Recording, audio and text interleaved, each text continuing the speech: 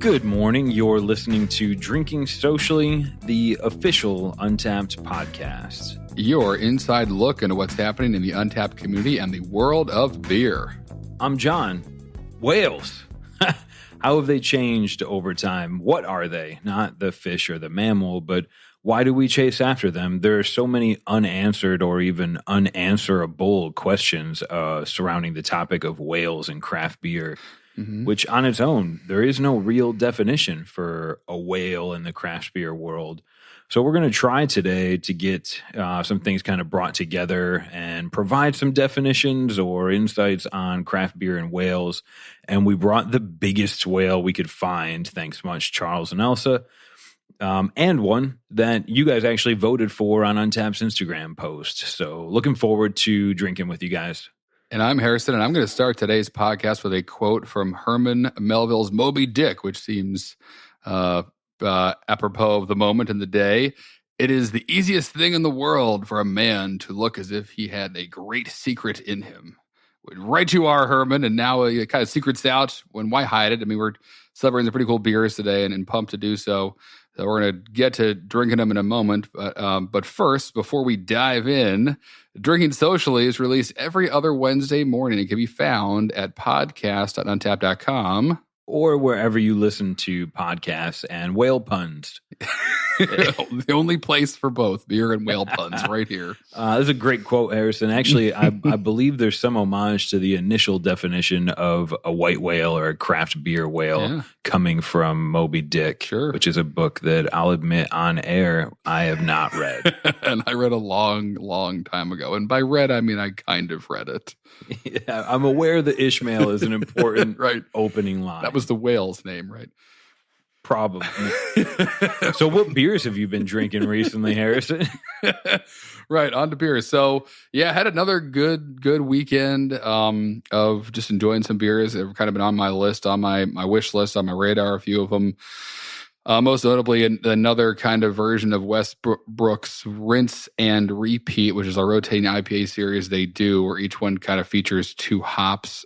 I'm in a similar malt base among them all. This one was Citra and Mosaic, which to me has really kind of become like the new version of what Centennial and Cascade used to be, where that was a really classic kind of hop combo. A lot of beers used to use, most notably 60 Minute from Dogfish Head, but a lot of other ones kind of tried to duplicate that magic. So now I kind of see Citra and Mosaic paired up a lot. I think it's a great combo. It's very, very delicious. And getting close to my the end of my Nugget Nectar stash for the year, so kind of savoring that, and had a few of those this weekend too. How about you, John? Well, I actually started following Nugget Nectar on Untappd, and I also get a notification whenever Harrison checks into a beer. So it was a pretty nice serendipitous moment when I saw him checking into a Nugget Nectar, send him a message on Untappd, and didn't even ask. I was like, hey, if I come by in a couple of minutes, can I grab one of those from you? Thanks to everybody who messaged me or in the Facebook group offered to help me find it. What else did I drink? I went to a local brew pub. They produced a fruited beer. Yes. It reminded me of the first time I ever went to the Answer Brew Pub in Richmond. Yeah, amazing. It tasted like a health drink. That was amazing. It was really cool to go there for brunch, and I was excited. My wife was planning a trip to Florida that got canceled. I was hoping to get some Angry Chair, which is like my wish list brewery for 2020. Her trip got canceled, but a walk away from that, or a nice reminder, probably the best bottle shop you'll ever find is that friend that travels. And what I'll often do if someone tells me they're going, one of my friends just went to Spain. Yeah. So, I'll look, where are you going in Spain? Okay, Barcelona. Let me check verified venues. Let's see what's on their menus. Boom. And then I can help them out and say, you should go to this place. They have great beer. Right. And also, hey, maybe bring that one back and we'll share it when you get here. Let's see what happens. See how it tastes over here. That's always a good move. So I was all excited about that. Maybe next time. What about news stuff, Harrison? No, I don't like nothing big that I tracked I wanted to report on anyways, but I know you were pretty excited about some news from Sierra Nevada. Yeah, that's right. Couple of things popped up this week. The first one is they have like an innovation part of their company called the Chico Fermentation Project, and they announced their first release. It's called the Strange Beast Hard Kombucha. So it's a series of, I think, 4 or so different kombuchas that are going to have some pretty significant alcohol. I think they're around 6 or 7%. So that'll be really neat to kind of check out. Those are hitting the market pretty soon. And then I also saw they're doing another collaboration with Bitburger, who they collaborated with on their Oktoberfest in 2019. So the most recent one is of today's recording, which I thought was great. First time Bitburger's yeast left Germany for that beer as they brewed it in the States. So a lot of really cool things about it. It was just great. We talked about that on last year's Oktoberfest. We actually drank it. Yeah. We had it here. It was awesome. So they're coming back again. This time, Sierra Nevada went to Germany and they brewed a triple hopped lager, is what they're calling it. To do it in March. It's going to be in cans, 11.2 ounce cans to be precise, where this time, Sierra Nevada brought with them a bunch of American West Coast hops, combining with kind of Bitburger's hop blend they use in almost all their beers. So it sounds like it's going to be pretty cool, a little different take on a lager, and out in March in Canton. So keep an eye for that right now. It should be out currently. And there are a couple other things too, John. What else did you see? Yeah, Uinta Brewing, which most of us in the States probably remember out of Utah. They kind of ran into some hard times. Every business, I think, is going to encounter a difficult day, week, month, year. Sure. But Uinta, I've seen their shelf space kind of decline. And it was a news article I was looking into that just kind of put it into perspective to me. They're poised to kind of bounce back in 2020. But their year began with a voluntary recall of 20,000 cases of beer. Which is, that's money you lost brewing it, packaging it, distributing it, and now it's not going to generate any income. But they did a voluntary recall on that due to yeast contamination, which is, I think that's the right move. I'm sure that's not easy to swallow on the balance sheet, but for those of you that are fortunate enough to be in a state where Uinta is going to be distributing in 2020, they're looking to launch a hazy nosh, 5% hazy, 5% ABV hazy IPA. Really excited to see how that one performs, and I wish those guys the best of luck. Yeah. Last bit of news catch up, Harrison. You brought this to my attention. Adam Lambert, the chief financial officer, chief revenue officer for BrewDog, right, in the U.S. for the last couple of years. You fill me in, but yeah. So he worked for BrewDog, the U.S. and just kind of really successful there. Jacked up their kind of volume production to 53,000 barrels in the U.S. while he was with them. Now he is over kind of helping out some other really storied breweries in Michigan. He's with Dark Horse now and Rogue Brewing Company, which is pretty cool. So kind of join up with them to kind of help guide them into the new decade and all that cool stuff. But he's got quite the kind of sheet. He's worked for Virtue Cider, New Holland, Dogfish Head, Rogue. So definitely been around, knows the industry well.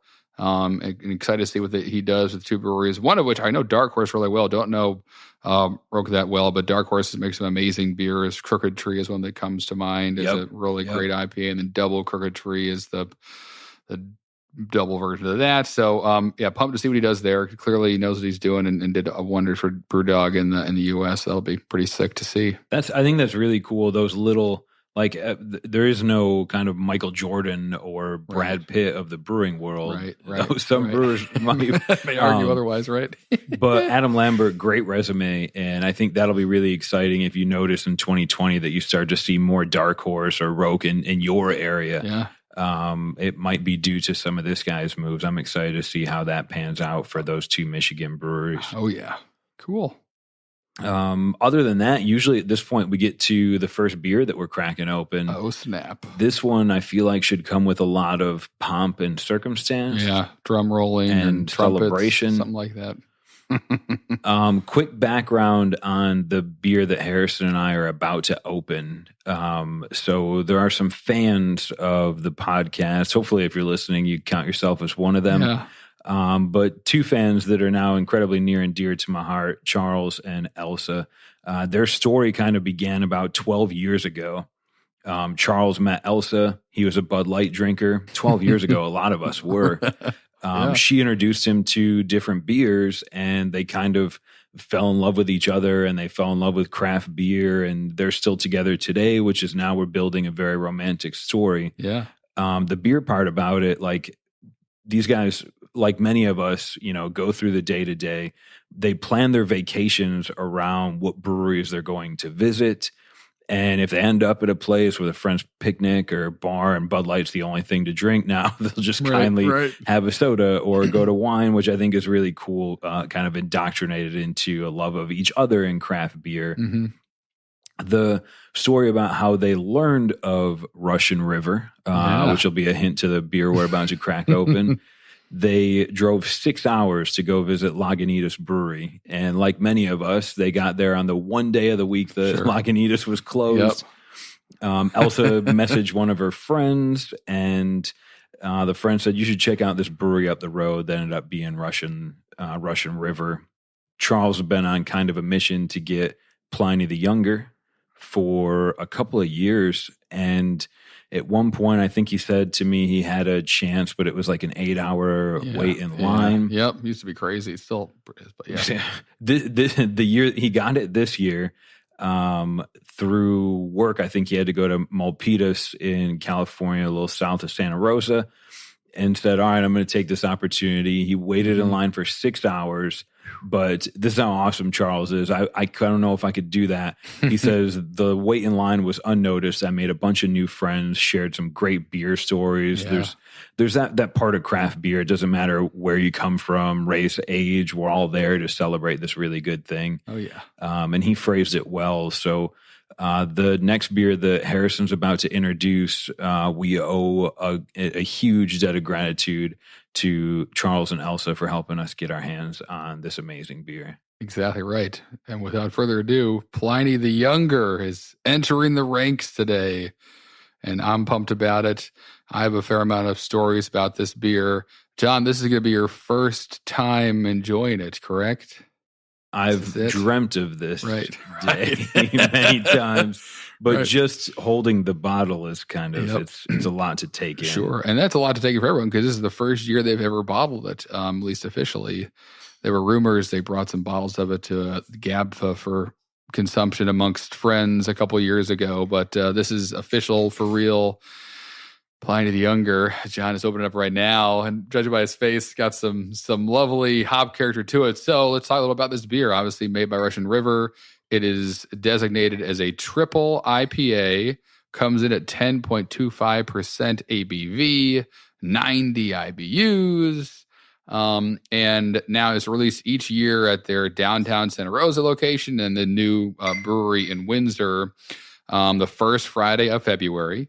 And then again, this 2020, the first year that it's actually available in bottles. So very cool that we're able to actually have it right here in the studio tonight. Some kind of other tasty notes about it, really. So kind of a lot of rumors about or different stories you hear about. What has it hopped? How many times? How many dry hops? How do they do it? That kind of keeps part of the magic and mystery alive here. So, I remember we're talking with Vinny at Forum of the Beer Gods in Philadelphia many years ago. He shared a lot of stories. One of them, though, and Vinny is one of the owners and founders of Russian River, was that he's tasted so many clones of this beer and then its counterpart, Pliny the Elder, over the years. And a lot of them are really, really good, but oftentimes overdo it a bit on the crystal malt, which is what a lot of brewers use for.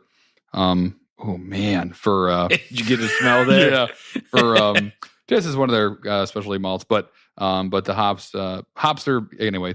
That's how I do what we're talking about. Let's just drink this beer. This is good. I haven't even had it yet. I'm enamored by the smell. As soon as I put the top off of the bottle, it smelled like hot pellets in the studio. Right, and that is let's hear it. So cheers to Charles and Elsa and to you, John, and let's have a sip of this and check it out and. Ooh. Yeah, man. Holy cow. It's so, there it is. Hops coming in on the end there. It's such a cool beer. So the first time I had this was one of my favorite beer experiences ever, where it was available at my local my go-to bar in Philadelphia, the block and a half away from where I lived. And I knew about it ahead of time and got out online that they were going to have this beer on tap. And living there, I always went through the side entrance, kind of in the back, that everyone in the neighborhood went into the bar through. It was kind of standard and didn't think anything of it. And so that day, did the same thing I always do. Walked in, it was totally empty. And I was like, this is very weird. Like, I thought, am I way too early? I thought I was like 5 or 10 minutes early. This is kind of strange. And I see some of the bartenders kind of hustling and bustling near the taps and a bunch of beer laid out. And so I go over to one of them, like, hey guys, what's going on? And like, oh no, come on. Good to see you, Harrison. Come on in, sit down. And so I'm kind of sitting there. All the windows are closed for some reason. And I'm kind of like, hey, what's going on? What's happening? They're like, oh yeah, like we're about to open the doors. And I was like, what do you mean? I peek outside and look on the it's on a corner, this bar, look on the other street that it's on the corner of, and there's a line all the way down it. And I didn't even see it. I just walked into the back, didn't even see the line. And so went right by that, like I always do. Right, exactly. Some kind of wink and a nudge and then I was in there, ordered 2 pork tacos, sat down, poured me 2 pints of this beer, and then opened the door for everybody else. And the keg kicked in like, I think 16 minutes or something like that. It was like immediately gone. It was one of the best days ever. I was eating pork tacos, drinking Pliny the Younger, got it before I should have. But yeah, so this beer for many reasons has a lot of cool memories in my head. But John, I'm curious, first time having it, what's going on right now? This is your pork tacos and secret line jumping moment. What's happening? This is, I'll always consider myself blessed to have not waited in line for this beer. I almost feel like I've done it a disservice. Like I haven't sweat equity. I haven't paid enough homage to this beer. But if we can strip away all of the hype that is that, I mean, I think hype's a bad word to use, but there's certainly hype that surrounds this beer. In this case, it's deserved. This is great. I naturally want to compare it to Pliny the Elder. Right. And it is similar in a world where every IPA today is hazy, dry hopped, arguably delicious. But this brings my favorite part after one sip. And I'm going to have a couple more. Yeah. But my favorite part after one sip is how it's maybe heftier than the Elder on my palate, but it brings the same amount of subtle, balanced perfection. It's like if Pliny the Elder is a 6-minute rock opera dedicated to hops, this is an 11-minute hop opus. Yes, exactly. Dedicated to all things great about beer. And kind of elaborate on what I was talking about before we drank this beer about the crystal malt. That's like a lot of the times, obviously you can talk about hops in this beer forever, but that little honey note right at the beginning, that malty note, that is coming from that.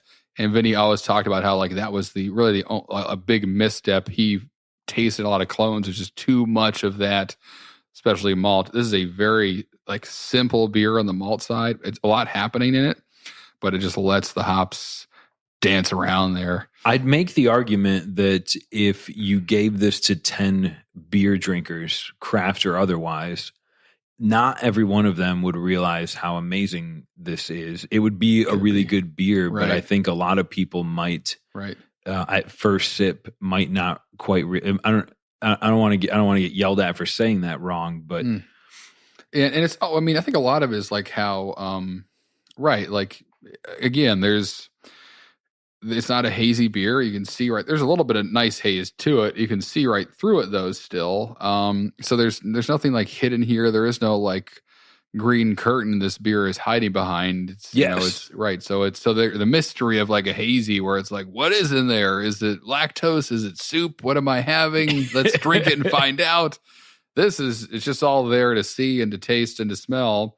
But you're right. It's, I think, what was it? Da Vinci said, or Michelangelo, like the most impressive drawing he ever did or tried to do was a perfect circle that he drew freehand. There's something about that. If you've ever tried to draw a circle, you understand. It's almost impossible, but it's a beauty in the simplicity. This is the chef that can put 3 recipes on your dinner plate and you tell stories about that forever. Right, exactly. Yeah. So again, and it's not to say this is like, and not an exciting beer. It is, but it's a different way than maybe if you started drinking IPAs in the last 10 years, you may not have had this kind of experience before. But it's really, what jumped out to me is how dank it is in the nose. Really get in there. The Columbus, there's something like that's jumping right out. And then, it's just like the honey and the crystal kind of just slowly fades into this nice hop backbone. That's, no, this is another sip. There's a little bit of bitterness that I get after in the aftertaste, which I appreciate. It's made on the West Coast, man. But otherwise, drinking this, I wouldn't say this often with a 10% beer. You can't taste the alcohol, but this one is above and beyond so well put together that I could drink 5 of these. Yes. I don't remember the last time I had any IPA that I could drink 5, 6 of. That's a good point, this too. Is so drinkable, balanced. Every sip, there's nothing that's really destroying my palate. Yeah, it is really good. And it's right. It's not like over vegetative. It's just such a well-made beer. And that is like the takeaway from this beer is that's why it's exciting, is it's just very well done and it's tasted. This is as I remember it. I just remember being shocked at how clean and delicious it was, and pretty wild we're having it right now in, not in California.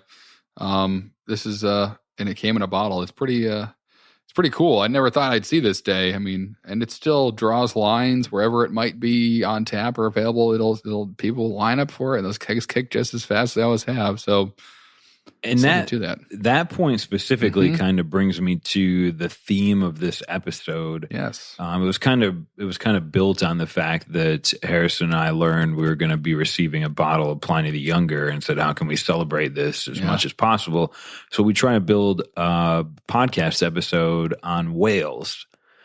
And there's a lot that goes into craft beer whales, simply starting at the fact that they're not defined. A whale is, in generality, a beer that's hard to get, or maybe just a once a year or once every 3 year release. Right. But you can say that something like Goose Island's Bourbon County is a whale. It's only released on Black Friday every year. It's a lot easier to get now than it was before. But by definition, that's a whale. Sure.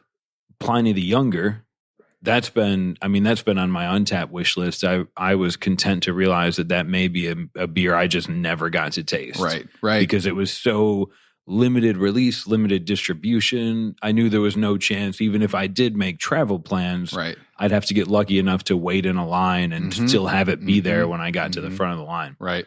I know. Yes. This is it's a really unique one, and it may always be the ultimate whale, and I guess a Dark Lord, you could say, is up there because of that, the aspect of the line, the waiting once a year, super limited, doesn't distribute really. There are a lot of factors, right? There is no one formula though for like these 5 things make a whale. And to your point, as a business, which we sometimes forget every brewery is and needs to be in order to keep making beer, if you find something that has like a whale-like draw to it that people freak out about, naturally you want to try and make more of that, kind of build on that. And that's the case of Goose Island and many others that have made beers that were super limited and got this cult following. And then we're like, well, next year we're going to get a little bit bigger and have a couple more barrels and a little more space. And let's make a little more of it. And that kind of builds and builds. And there are a few breweries who had like breaking points where they get to a place where like they have dedicated barrel aging houses and can improve entire barrel programs. And a lot of these beers are stouts that sit in barrels. This one, of course, is not. But or just don't need to distribute. Like we've talked about Treehouse before, and how there's a Facebook group for the line at Treehouse. Yes. It has 40,000 people in a job. This is my attention. That just for a line, like that's the kind of draw that brewery brings, and they don't distribute at all, and still are one of the most checked into places on Untappd in the world. So beautiful, right? Treehouse is a brewery that's a whale. Exactly. It doesn't often even matter what beer they've put in the can. Treehouse themselves are producing something that you'll travel for or wait for. Right. It's hard to get. Yep. Yeah, there's similar stories to The Alchemist too. Before they kind of closed down for a bit and expanded, if you were in Vermont, I mean, I grew up in New England and was a brewer there for a while, and you'd hear guys would find out what distributor would get a couple of cases of it and when. They like pay people, or like, I'll get you dinner, or I'll get you a case of whatever. You tell me what day that's coming into your store, and they just sit in the parking lot and they literally get out of their car as the truck from The Alchemist was dropping cases off at the distributor with their credit cards out. Like, I'll take whatever you'll give me. Like, that really happened for many, many years. Where it was kind of like this, right? It's this fanfare, almost like following the Beatles around, where it was like people freaking out, falling out of their cars, trying to stand in a line for a long time. So there are lots of similarities you can draw with other kind of cultural phenomenon we've seen in the past, but yeah, but it's evolving, right? So you find something that works, you want to, as you grow and be successful as a business, you get bigger and you make more of it, you do, and then that kind of can change the conversation around it in many different ways, whether it's available more or it doesn't taste the way that it used to, which you hear a lot, or again, whatever it may be. But I mean, for me, this one is very unique in that it really is only available at the brewery and then like a couple, probably 30, 40 bars outside of it, maybe a little more than that because you have a new brewery now. But it's not available many places, bottled for the first time, but it's still once a year. I mean, this thing will be gone from like the first day they pour it to like 60 days later. You shouldn't be seeing it anywhere anymore. It shouldn't be on Untappd. It should be all gone and consumed and stuff. So that's pretty wild, and it still draws those lines. For such a limited distribution, Pliny the Younger was top trending beer on Untappd, right? Early part of February. I think it's I want to draw it back to economics and say that there's supply and demand. And since you have such a low supply of this beer, right, even if it's a small demand, it's really high in comparison. Right. You make more of the beer. Russian River produced more of this beer this year. They released it in bottles, which almost takes away from the whale of it.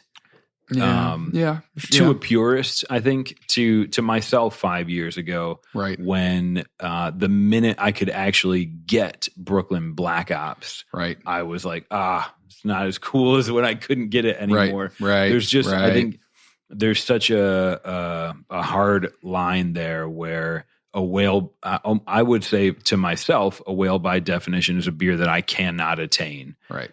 Which makes me want it even more. I was hunting for it. There's Herman Melville coming in, right? Where it got its reference from. Absolutely. I was looking around on the internet, some of the earliest references I could find. Maybe the earliest reference I could find from like a blog or a website post comes from a restaurant blog in 2013, where he talks about like how you can ask your educated restaurant server about a bomber or to read the ABV or what is a cool ship. And they mention whale in there as well with a couple other kind of buzzwords. Yep. If you go even earlier, it's on Beer Advocate in the forums around 2010, 2011. You see a lot of people talking about whales. Yeah. Even up to now, 2020, the definition is still ambiguous.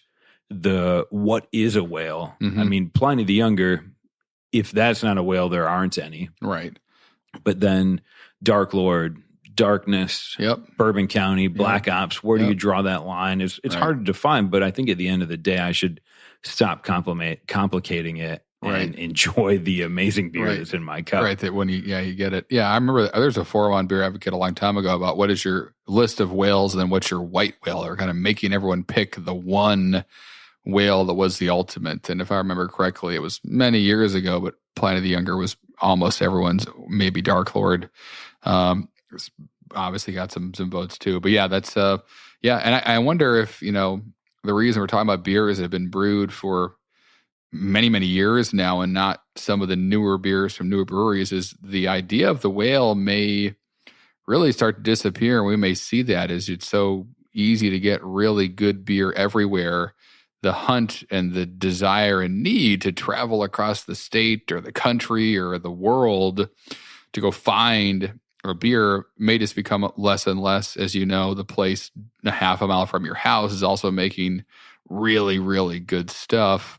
And there isn't a longer, maybe not as long a line there, and it's, easier to access. So, as the beer world changes, the idea will change too, which is pretty cool and interesting to think about. And we're kind of, I think, there right now where I don't know what the future will hold, but if I had to guess, there will always be lines at Russian River and Treehouse, but it may be different people in them each year, or maybe not as long. I don't know. And again, and if nothing for else, these beers put these breweries on the map, allowed them to expand, allowed them to do more of what they like to do and brew other beers. And I mean, Vinny himself says pretty clearly that this beer is, Pliny the Younger, is just too expensive to make all the time. Like, they're probably not making any money off of this. I mean, a little bit, but like, this is really kind of, this is a good marketing campaign. Right. And actually, when I think he sends about 20 or 30 kegs to Philadelphia each year, and you have to, I believe this is still the case, you have to have it as a charity event, and all the money you make as that bar off the sales of the beer has to go to that charity. Like, he mandates that, which is really cool. That's really cool. But it kind of says, it's he sent it to the accounts at Pour a Lot of Russian River as kind of like, here you go, have this awesome event, and whatever you make goes to this charity.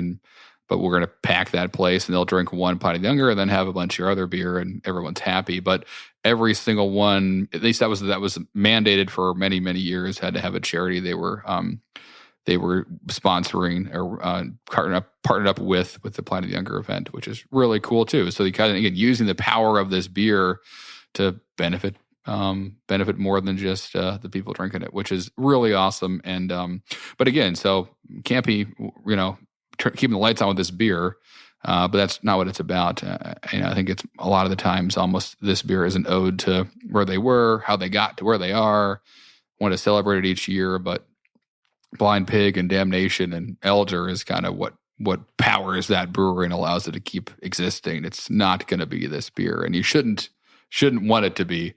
That's another point. There was a brewer in North Carolina years and years ago. I asked him about a beer that he made. It was a Linwood Brewing concern. They made a beer called Hubris, right? Which at the time knocked my socks off. I haven't been able to get it ever since. This is probably 4 years ago.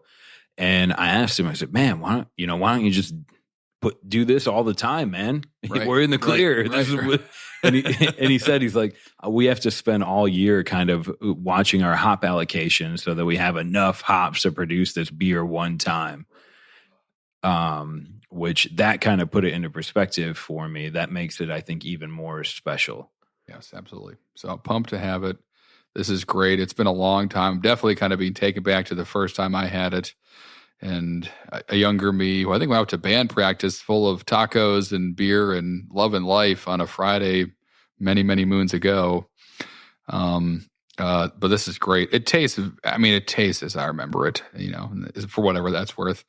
But this is awesome, and Wildest in a Bottle and pumped we're having it together, John. This is great. This is absolutely, it's such a perfectly composed beer. This is like a master class on brewing the most balanced IPA. Right. I'd wager Sean Hill and Hill Farmstead would appreciate this beer as much as one of their own. It maybe they wouldn't, but sure.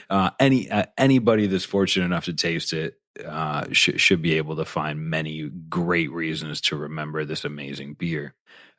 Moving on, because there's other things we have to cover before we get to the ad break. Yeah. Just a couple of notes are from Drinking Socially, the Facebook group on Facebook. That's redundant. Want to send a shout out to everybody that's joined recently. The group itself has grown to over 1,000 members in the last couple of days. Amazing. So it's getting really hard for Harrison and I to keep up with everything that happens on there. If it's something you really want to make sure we see, just make sure you tag one of us in your post. Yes. But the three that I want to talk about from recently, one of them ties right into the whales conversation. Justin shared a post where he was drinking, I won't say it right, Westvelt I call it a Westie. Right, West Veltern. Yeah. Thanks, Harrison. He drank a West Veltern Yeah, sure. 8 and the Westie 12, which is another. Yes, that's easily. a worldwide celebrated whale, but one of the great beers of the world based on reputation. Yep. So congrats to you, Justin, for checking off one of the other beers on my whale list.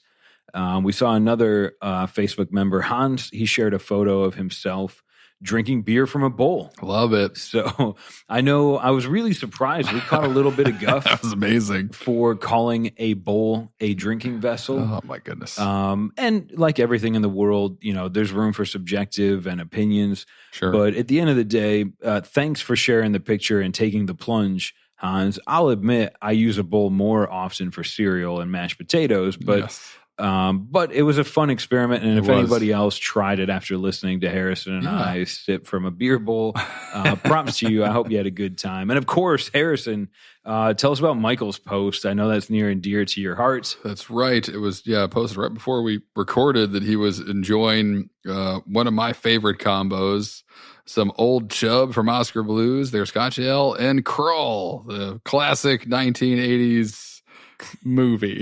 the word classic is perhaps misused. Yeah, but it's all subjective. But yeah, he enjoyed himself. Some awesome beers and some amazing swamp battle filled movies that Don and I were catching some clips of before we started recording. It's so cheers to you, Michael. That's always a great night when you've got Kroll and some Old Chub.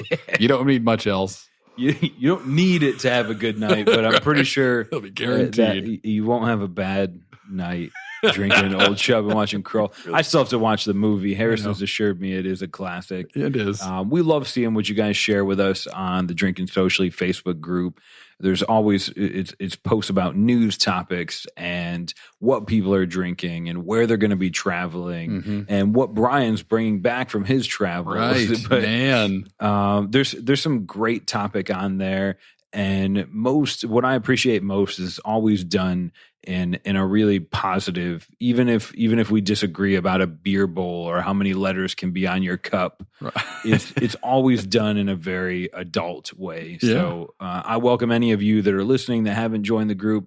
Come in, share your thoughts with us, and the more episodes Harrison and I do, the more we lean on that group. Yeah, it's for a lot of fun topics and advice. Everything. Awesome. All right, so we got some words from our sponsor this week, who, as always, you guys should be pretty familiar with. So let's take a listen to that and we'll come back and drink some more beer. Want to show off your love of Untappd? Check out our online store and pick up Untappd branded glassware, shirts, sweatshirts, hats, more. Depending on how hot or cold you are, go to store.untappd.com and enter the coupon code podcast when you check out. That'll get 20% off anything you order. That's store.untappd.com. Use the coupon code podcast, 20% off for you. Plus, it lets them know that you guys are listening, and we love that here. The next beer we're going to crack open on this episode about whales really is due to Untappd followers, listeners, social media followers. Yeah. So Harrison and I were kind of perplexed by the idea that whales aren't very easily defined. Right. But if there is a definition, it means they're really hard to get. So it's not like we could go to the store and find a bunch of them. That's a good would you rather. But in this case, we had a limited selection of whales available from our own sellers, and a subtle shout out to Becca, who works at Untappd, for helping us get Mexican Cake from Westbrook and Sexual Chocolate from Foothills. Those were the two in the final runnings. We ran an Instagram poll, and the voting was actually really close. I think it was decided by about 50 votes. Yeah. So one, get out and vote, but two, Sexual Chocolate won. So that's the beer I'm about to pour into some glasses for Harrison and I. This will be the second whale on our episode about whales. Harrison's got some info about the spec sheet on this beer while I get it ready. Harrison? Indeed, yeah. So Sexual Chocolate from Foothills Brewing out of Winston-Salem. This is classified as an Imperial Stout, 9.6 ABV, 75 IBUs hiding in here, which is always fun to jump on. And from them, their notes, it's a cocoa-infused Imperial Stout. Should pour opaque black in color, which it does. Dark brown head, lots of chocolate aroma, espresso, black strap molasses, toffee, dark fruit, and released on Valentine's Day once a year. So I love that little story behind it too. But I've actually never had this beer, and as John will kind of share with us more in a moment, it's really, again, the wellness about this is it's really only available in North Carolina. I saw some check-ins in West Virginia and South Carolina, but if you're not there, you're probably not finding this guy. So, and I, relatively new to the state of North Carolina, haven't had a chance to sit down and enjoy this yet. So I'm excited for that because, again, another whale hunted down and about to be enjoyed. We might have to edit that out. Another craft beer whale. There we go. There's the save. Uh-huh. This beer, this was is a sort of native North Carolinian. This one was on my list for a while. The first time I'd heard about it was for Valentine's Day. Right. This brewery in Winston-Salem, you have to go there on Valentine's Day. Initially, I want to say its first release to the public was 2007. Okay. As a tap room exclusive. Nice. Lots of acclaim. People talking about how great of a beer it was. Yeah. And, this goes back to the brewer. And all right, let's make it again. 2008. Tap room exclusive, release it on Valentine's Day. I believe the name actually comes from the name of a band in an Eddie Murphy movie. Oh, okay. Which that makes sense. Sure. The original label work is, in my opinion, beautiful. I think it's been updated. They actually released it in cans this year. Oh, okay. But at the end of the day, it's a once a year release on Valentine's Day. And as I kind of grew into a beer buyer in North Carolina, this was one of the first beers that I realized, like, if I was able to get a keg of this, I don't think bottles were happening yet in distribution, but I knew that whatever I had to do, whether I had to sell enough other Foothills beer or buy whatever, if I could get a keg of that, then that became a marketing event for my location. We're tapping sexual chocolate on X, Y, and Z day. The beer itself would bring people into the store, which was incredible. Yeah. And I mean, it tasted incredible as well. Right. There was this beer's won, I think GABFA awards. It's won World Beer Cup awards. So it's not just hype. A lot of these whale beers, a lot of them you'll find have a higher ABV. Sure. But also they're really dang good beers. Mm-hmm. Yeah. I mean, this one carries a 4.11 rating on Untappd, over 40,000 check-ins, about 686 this month, 29,000 plus uniques. So again, for being around since 2007 or so, before Untappd was even here, not a lot of check-ins, relatively speaking, and it's only been out less than a month right now since Valentine's Day. Let's go ahead and get in on this guy. Ooh. All right. That's a huge contrast from where we were a second ago. Yep. I get tons of chocolate. Toffee hits right away. Interesting kind of caramely sweetness. Yeah, and then and coffee kind of bitter finish there. Almost like baker's chocolate. That's pretty cool. The bitter chocolate finish, which is something I've grown to love. Yeah, me too. In a big I mean, this could easily be a Russian Imperial stout from the ones we tasted earlier this year. Yeah. Well, no, I think there's maybe not a plain regular Russian Imperial stout. There's a lot going on. There's indeed. Yeah. Again, and the nose is, a lot of toffee in there, chocolate as well. It looks great, smells great. Yeah, it's not right. So there is obviously, as it says, cocoa in this guy, but really not like it's also not crazy. It doesn't have 100 adjuncts. It's probably has no lactose in it, from what I can taste right away. So it's not a wild and crazy beer. It's a stout that is just kind of standing on its own, which is awesome. And again, I think that kind of like plays into the kind of, in order to be a whale, you had to have, first of all, been around for a while, like have enough time and existed long enough to have kind of the folklore and the legend be built up around you. When you look back 10 plus years in craft beer, right, there weren't crazy adjunct anything is really happening. So it would almost be impossible to be a whale that has a lot of stuff in it. Dark Lord is the one exception with all the variants it does to it, but even still, you're just, variance is kind of the key word there, where there is a the base beer itself is what kind of got the party started, if you will. So this is cool. I mean, just kind of, right, it's a nice big old chocolatey stout that'll warm you up on the coldest day, and I can definitely see the appeal of of finding this out, because I'm a big stout fan. This is like what I look for and hope every imperial stout I have tastes like, and it's doing it. This is this was probably one of the first North Carolina made whales. I mean, at a time when Hetty Topper and Pliny the Younger and Sip of Sunshine were ruling the beer trade communities, and I as a landlocked, maybe that's not the right word, but as a guy that wasn't traveling a lot, beer trade forums were huge for me before a lot of them started to get shut down.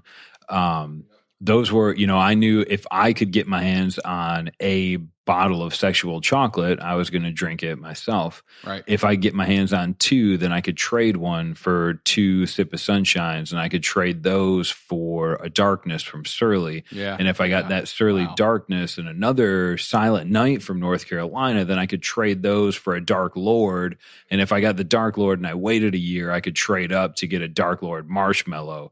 And that was these are the type of things that went into these whales years and years ago, where you had to plan. It was like being a manager for an NFL team, where you have to plan 2 years in advance how you're going to get that beer. Right. And this, for me, this was a gateway to the beer trading forums. This one traded really high. I remember telling my wife at the time. Right. You get in line behind me. See if you can get a bottle after me. We need more. We need more Dark Lord in 3 years. We need to get this. We need to make this happen.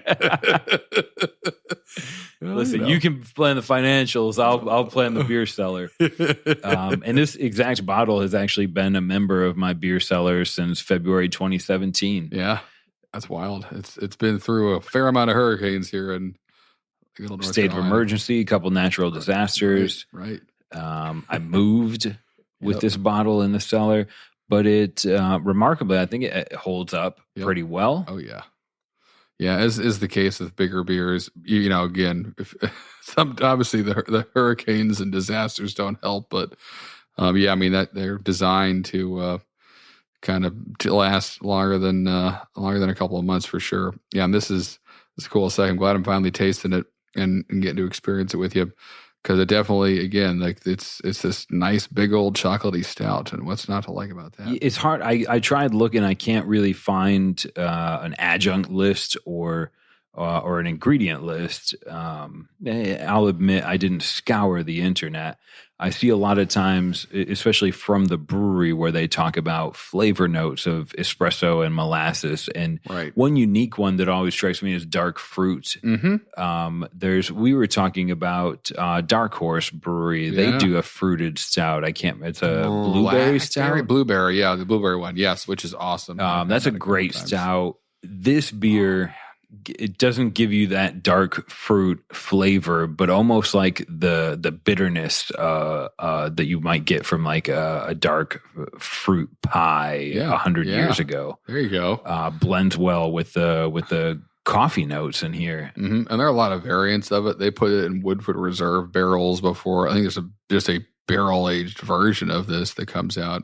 The barrel aged version was a tap room exclusive. Okay. I think I started seeing that hit distribution around 2016 or so. Nice. They've had it with vanilla beans in it before, so they've had a lot of fun with this beer too, and just kind of seeing what else they can do and using it as a base, which is, again, that's great. That's what you want to see from breweries, kind of push the envelope. not playing it safe all the time, taking something that's good and seeing if it can do something else with the addition of, again, an adjunct or some barrel. From my perspective, keep this your Valentine's Day release and then do a St. Patrick's release with marshmallow or and mint do a Mother's Day release. Yeah, right, mint chocolate chip, whatever cookies. Or the shamrock version. That's what I ask as a consumer. Give me an adjuncted sexual chocolate every month of the year, and I'll gladly keep consuming them. Right. But from a brewer's perspective, Harrison, if that was part of your barrel program, is that difficult to manage where you've got your mint St. Patrick's Day beer and your vanilla Mother's Day beer and your firework infused 4th of July beer? That'd be fun. Yeah, I probably wouldn't. Maybe put it in the barrels. It's easier to do in a cask or something. You just have a firkin of and it's gone. Do it just in the tap room. Just have some intern clean that mess when it's done, dump out all the chocolate chunks or whatever's in there. But yeah, that'd be, again, to be whenever you deal with barrels and putting stuff in them, it always sounds more romantic than it is. Just a lot of work and a lot of moving things around and a lot of redundancies and very, very messy. But again, a labor of love. And yeah, they've definitely had a lot of fun with this beer, as you can see on Untappd, all the different variants of it. So certainly, if it was me, I'd love to take this beer and see what else it can do. Knowing it'll always be a great beer to build on top of. It drinks for this one again. Sat in my cellar for 3 years. It's 9.6%. It's got a high IBU for a stout. It's not. If there's a trend in stouts, at least I can speak relatively confidently. If there's a trend in stouts in the States, they're adjunct heavy stouts. They don't necessarily need to carry a plus 9% ABV. Yeah. But you're going to find chocolate mint stout, coffee bourbon stout instead of just stout. But every time we drink one, I'm reminded that man, there's beauty in this alone. Whether they put blackstrap molasses in this beer or not, the tasting notes are there. Yeah, but it's not overpowering. It doesn't taste like a molasses stout. No, not at all. Cool. Glad we dove into the cellar for this one. This is pretty neat and something we'll probably again something we've talked about before. And I know we've gotten some feedback on the Facebook group and other social media about doing a vertical tasting or doing things like that. And we hear you. We'll let you know if that's possible. It's tough to go back in time and find older beers, so we have to kind of. We're in the lucky. situation where we've started a vertical from 2019. It might be 2 years before we get there. Exactly. Creating our own verticals from scratch. That's a really that when there's a friend that says, "Hey, come over. I have a Bigfoot from 3 years ago and 2 years ago and 1 year ago." Yeah. Come drink them with me. That's your best friend. Right. Exactly right. Oh man. That's a 3-year process in putting that tasting together. Mm-hmm. What else? I know there was a couple of things we wanted to talk about with whales. I think we covered. Yeah, we did.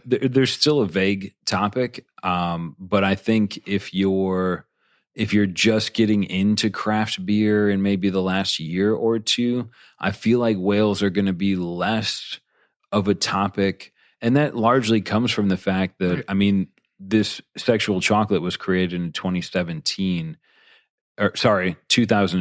Right. Where in the States we had, I'm totally speculating, I'm going to say 4,000 breweries in the States. Yeah, probably not even. Maybe less than that. And now we're at 8,000. So is it possible for every brewery to have a one-day release that everybody's going to line up 6 hours for? And as a side note, it's kind of weird that these both come out on February. Yeah, quite the month. Good month for big beers. It's cold most of the place, so why not warm it up with some awesome beers to drink? And so that's if anything, the common denominator is that even Santa Rosa gets a little bit chilly this time of year. I think I saw pictures of people wearing long sleeve shirts and pants in California, which is a rarity, I guess, unless you're in Northern California. But yeah, this has been pretty cool to just kind of just experience both these beers today. A lot of history, a lot of story, a lot of, again, stories about it. We've heard from the younger, specifically in the group, as this again just came out, people talking about it and having it for the first time. I feel like a lot of people with a lot of people showing pictures of this for the beer. first time they had it. And again, I think the bottle ability to have a friend to go stand in line if you can't make it, and he gets you a bottle and bring it back, and you can have it at your house. Like that's again, it just allows them to share this beer with more people, which is really, really cool. And I know at the end of the day what they're all about over at Russian River. So one of my all-time best friends was a girl that worked in pharmaceutical sales. Now I sound like a jerk saying all-time best friends, and I don't know exactly what she did for pharmaceuticals, but she traveled a lot, and she was better than the beer trade forums because she hated. She didn't really like beer, but the camaraderie was really cool. She would just go in and have a pint, but so many times she would go, I got this bottle. Everybody was making a fuss over it, and it would be a whale. It'd be a small town whale, maybe not a worldwide whale like Dark Lord. Right. But that she was great, and then we would drink the beer together, and we would talk about it, and then she started to like them, and that meant I got less and less return trip beers. That's right.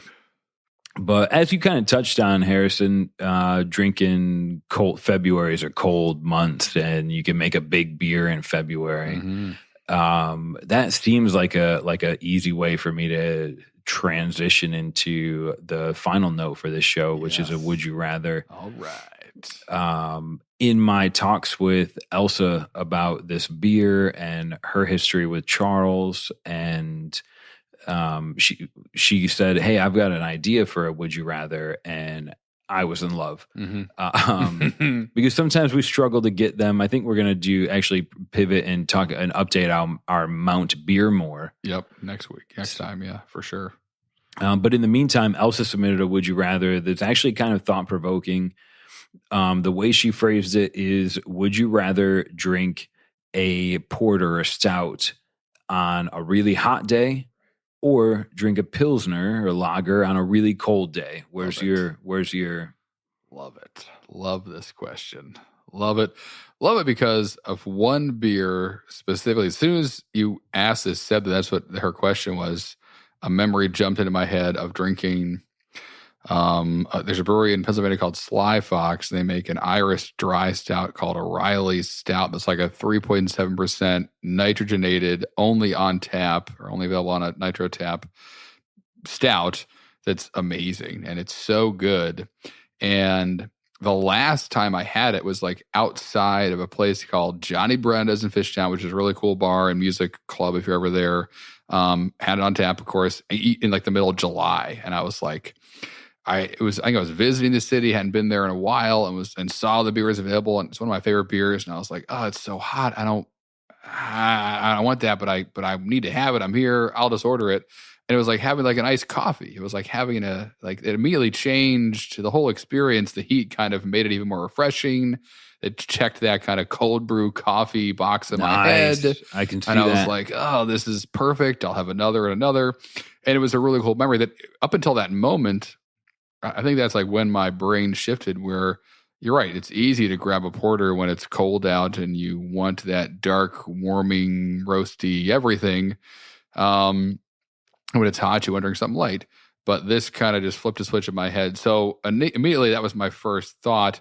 Then I kind of started thinking back actually to the fire I had a couple of weeks ago. We mentioned when I had a Schwartz beer, which is a lager, a German style lager. So it's not a Pilsner. It's a loophole lager, Harrison. It might be.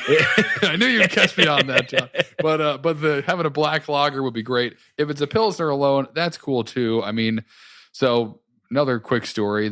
So when I used to go skiing, my buddies in college, it was for whatever reason, I don't know what it is about juxtaposition or what have you, but that makes it interesting or an experience kind of ironic. I don't know what the draw is, but we drink margaritas in the cold, which is traditionally a tropical or whatever you want to say. Just rebels at this point. Drink, right. And a lot of like, whatever, I remember some local Pilsner was like, so we'd like, on purpose, right, rebel against the cold and be like, I'm tropical in my mind. So I'm also fine sitting in like a hot tub with a Pilsner covered in 20 feet of snow drifts.